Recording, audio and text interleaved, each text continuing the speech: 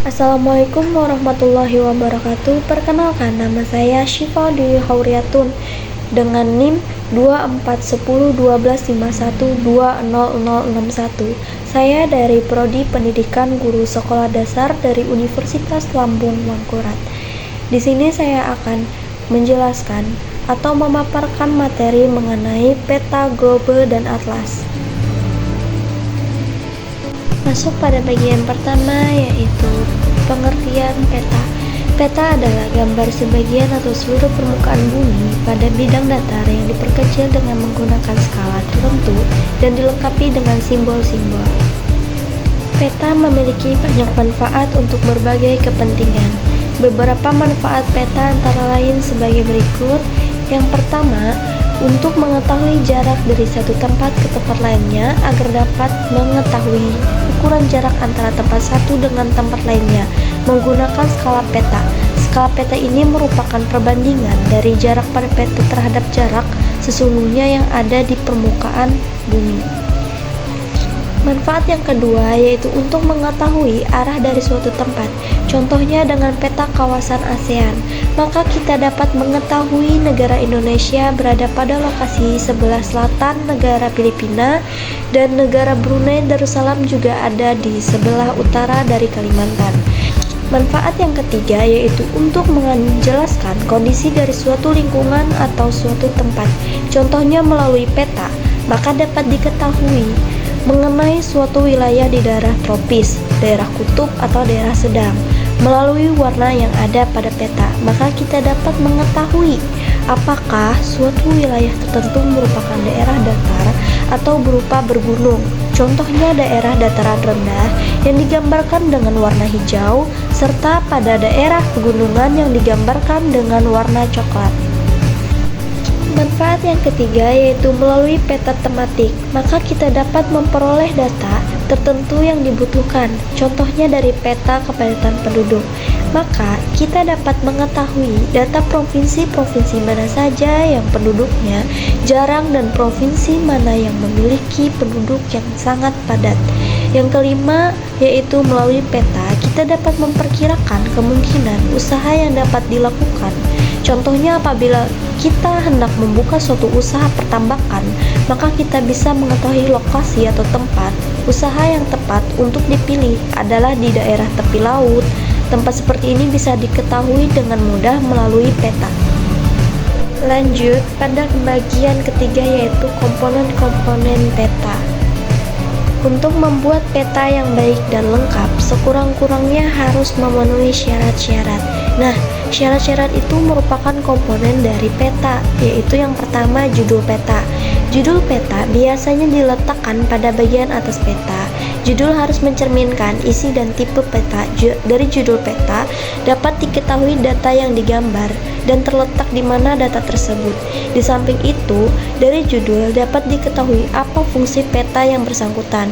Yang kedua ada garis tepi peta, di mana garis tepi peta merupakan garis yang membatasi informasi yang terdapat pada peta tersebut. Garis tepi peta disebut juga bingkai peta.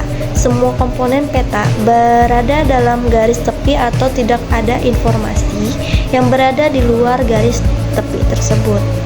Yang ketiga syaratnya yaitu petunjuk arah. Jadi petunjuk arah merupakan tanda pada peta yang menunjukkan arah utara, timur, barat, selatan daerah yang digambar. Jadi petunjuk arah sebaiknya diletakkan di sebelah kanan setelah judul peta. Petunjuk arah dapat berupa mata angin, panah, dan sebagainya. Dan untuk Indonesia, petunjuk arah utara di atas diberi huruf U. Yang keempat ada skala peta. Skala peta itu merupakan perbandingan jarak datar antara dua titik di peta dan jarak sebenarnya di permukaan bumi. Skala peta dapat dituliskan di bawah legenda, di luar garis tepi peta atau di bawah judul peta. Jadi oleh karena itu dengan menggunakan skala dapat diketahui jarak pada peta dengan jarak sebenarnya di permukaan bumi. Jenis-jenis skala yang lazim digunakan pada peta-peta saat ini umumnya ada dua, yaitu skala angka dan skala garis. Yang kelima ada garis astronomis. Garis astronomis sendiri adalah garis yang menunjukkan di mana lokasi daerah yang digambarkan berdasarkan garis bujur dan garis lintangnya. Jadi pada tepi peta ditulis angka derajat yang menunjukkan derajat garis lintang dan garis bujur. Yang keenam ada peta inset. Jadi peta inset sendiri adalah peta yang berukuran kecil yang disisipkan pada peta utama. Umumnya peta inset diletakkan di bagian sisi kanan, sisi kiri, atau di bawah peta dalam garis tepi peta. Tujuannya adanya peta inset adalah untuk memperlihatkan lokasi yang digambarkan pada peta utama dalam hubungannya dengan daerah sekitarnya. Selain itu, untuk memperjelas kenampakan alam atau sosial dari bagian wilayah tertentu yang terdapat pada peta utama tersebut. Yang ketujuh syaratnya yaitu lembaga pembuat dan tahun pembuatan. Lembaga pembuat dan tahun pembuatan dicantumkan di bawah kanan peta. Lembaga pembuat peta di Indonesia antara lain ada Badan Koordinasi Survei dan Pemetaan Nasional, Direktorat Topografi Angkatan Darat, Direktorat Geologi Badan Pertahanan Nasional, dan Direktorat Hidrosonografi Angkatan Laut. Tahun pembuatan perlu dicantumkan untuk mengetahui kemutakhiran data. Yang kedelapan ada legenda. Legenda adalah kolom keterangan tentang simbol-simbol yang terdapat dalam peta. Jadi pada umumnya legenda diletakkan di sudut kiri bawah peta atau kanan peta. Jadi simbol-simbol adalah tanda-tanda khusus dalam peta, meliputi simbol titik, simbol garis, atau simbol dari wilayah. Lanjut pada bagian keempat adalah macam-macam peta. Berdasarkan teknik pembuatannya, peta dibedakan atas peta konvensional dan peta non-konvensional. Peta konvensional adalah peta yang dibuat dengan peralatan dan teknologi sederhana. Hasilnya berupa peta yang relatif statis sifatnya. Sedangkan peta non-konvensional yaitu peta produk komputer dengan tenaga manusia yang minimal. Dilihat dari isi peta, peta dibedakan menjadi dua, yaitu peta umum dan peta khusus atau disebut dengan tematik. Jadi peta umum atau peta rupa bumi adalah peta yang menyajikan kondisi topografi seperti lokasi jalan, gunung, sungai, informasi ketinggian tempat, dan batas administrasi kayak batas kecamatan atau kabupaten. Lalu peta topografi biasanya dijadikan peta dasar bagi berbagai peta tematik yang dibuat secara spesifik. Sedangkan peta khusus atau tematik adalah peta yang menggambarkan kenampakan yang bersifat khusus, jadi yang terdapat di daerah tertentu. Lanjut pada bagian kelima ada informasi spasial dari peta rupa bumi dan peta tematik. Yang pertama-tama saya akan menjelaskan terlebih dahulu mengenai informasi spasial dari peta rupa bumi. Jadi peta dasar atau rupa bumi adalah peta yang menampilkan kenampakan permukaan bumi secara umum tanpa menonjolkan salah satu informasinya. Informasi yang disajikan juga dalam peta rupa bumi berupa kenampakan alam dan kenampakan buatan manusia. Oleh karena itu, peta rupa bumi sering dijadikan dasar pembuatan peta tematik. Peta rupa bumi sering disebut peta topografi. Peta topografi adalah peta yang tersusun atas garis-garis kontur. Dengan peta rupa bumi, kita dapat mengetahui informasi spasial tentang daerah aliran sungai, yaitu sebuah kawasan yang dibatasi oleh pemisah topografi atau punggung bukit yang menampung atau menyimpan dan mengalirkan curah hujan yang jatuh di atasnya ke sungai yang utama yang bermuara di laut atau danau.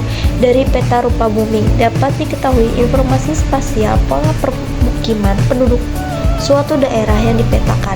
Jadi pada pola permukiman penduduk ada yang mengelilingi sebuah gunung api, mengelilingi sebuah danau, ada yang memanjang mengikuti garis pantai, mengikuti sebuah DAS dan sebagainya. Yang kedua ada informasi spasial dari peta tematik. Jadi pada peta tematik adalah peta yang menyajikan penggunaan ruangan pada tempat tertentu sesuai dengan tujuan tertentu pula. Dapat dikatakan bahwa peta tematik merupakan peta yang hanya menggambarkan satu tema saja, seperti peta yang dibuat khusus untuk menggambarkan kepadatan penduduk suatu negara, jenis iklim, persebaran jenis tanaman, data perubahan iklim, dan lain sebagainya. Dengan peta tematik, kita dapat mengetahui informasi spasial tentang kenampakan di permukaan bumi berdasarkan tema dan tujuan tertentu. Baik, usai sudah kita menjelaskan tentang peta. Lanjut pada bagian Materi yang kedua yaitu tentang atlas. Atlas sendiri merupakan kumpulan peta dan informasi lain dalam bentuk buku atau dalam keadaan lepas-lepas, tetapi menjadi satu. Pada hakikatnya, atlas adalah buku atau acuan atau referensi. Setelah mengetahui pengertian atlas, lantas kita harus mengetahui juga syarat-syarat dari atlas. Adapun syarat atlas ini diantaranya yaitu yang pertama, isinya lengkap, memuat data fisik, sosial, lalu ekonomi. Yang kedua, gambar serta petanya jelas, dibuat dengan menggunakan tata warna yang benar juga dan menarik. Yang ketiga, mudah kita pahami.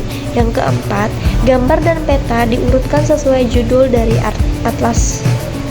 Selain dari syarat yang saya jelaskan tadi, atlas yang baik juga menggunakan tata warna pada peta. Peta pada dasarnya itu disesuaikan dengan simbol-simbol yang ada. Kemudian, pada halaman depan mencantumkan sebuah legenda peta yang menjelaskan mengenai arti dari simbol-simbol di dalam atlas, dan di halaman akhir pada atlas itu memuat indeks berisikan nama-nama terkait yang terdapat dalam peta. Nah, tadi kan saya sudah menyebutkan ciri-ciri dari atlas. Selanjutnya, atlas juga mempunyai beberapa fungsi.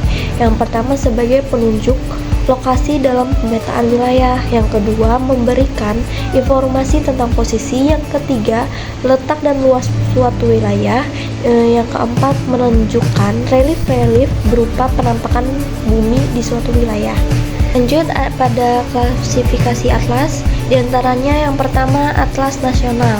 Jadi atlas nasional merupakan atlas yang dibuat dengan secara nasional oleh suatu negara tertentu yang isi pokoknya itu berdasarkan pada data, gambar, pulau, serta juga wilayah pada negara pembuatnya. Yang kedua, atlas dunia. Atlas dunia merupakan atlas yang dibuat untuk dapat memaparkan keadaan seluruh dunia melingkupi juga benua Asia, Afrika, Australia, Eropa, Amerika, serta juga Antartika. Yang ketiga, ada atlas semesta. Atlas semesta merupakan sebuah atlas yang dibuat untuk dapat memaparkan keadaan semesta. Pada dasarnya, atlas semesta ini berhubungan dengan tata surya, galaksi, planet, satelit, peredaran benda angkasa, perbintangan, serta lain-lainnya. Nah, tadi kan saya sudah menjelaskan mengenai peta dan atlas. Selanjutnya saya akan memaparkan materi tentang globe. Globe merupakan suatu tiruan bola bumi yang diperkecil dan menyerupai aslinya.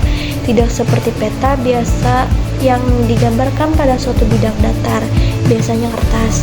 Globe digambarkan pada sebuah bola sehingga bentuknya mirip bumi yang sesungguhnya. Simbol-simbol yang dipakai pada globe sama dengan simbol-simbol yang digunakan dalam peta. Posisi globe dibuat semirip mungkin dengan bumi. Selanjutnya ada fungsi dan manfaat dari globe yang sangat beragam tergantung pada penggunaannya, terutama di bidang ilmu pengetahuan. Yang pertama, untuk mengetahui proses perubahan musim berdasarkan pada perubahan posisi semu matahari terhadap bumi. Yang kedua, untuk mengetahui pembagian iklim bumi dengan berdasarkan garis lintangnya.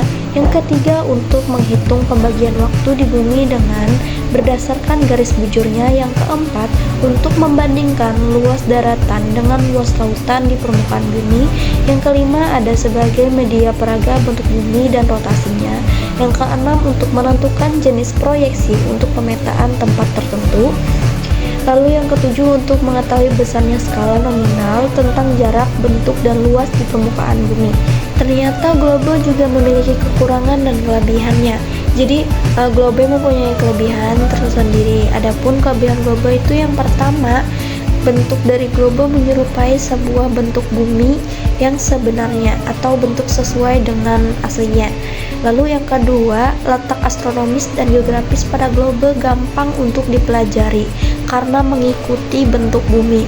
Lalu yang ketiga, gambar daratan dan lautan pada globe bisa terlihat persebarannya sesuai dengan kenyataannya. Yang keempat, pembagian iklim matahari bisa lebih mudah untuk dipelajari dengan memakai globe. Lanjut, adapun kelebihan globe yaitu sebagai berikut. Yang pertama, skala globenya terlalu kecil sehingga sebuah informasinya tidak lengkap atau sifatnya masih umum. Yang kedua, globe tidak mudah untuk dibawa kemana-mana berbeda dengan peta yang bisa kita lipat. Baik, itu saja materi yang bisa saya sampaikan. Mohon maaf jika masih ada kekurangan dalam pengucapan atau penyampaian materinya. Saya ucapkan terima kasih. Wassalamualaikum warahmatullahi wabarakatuh.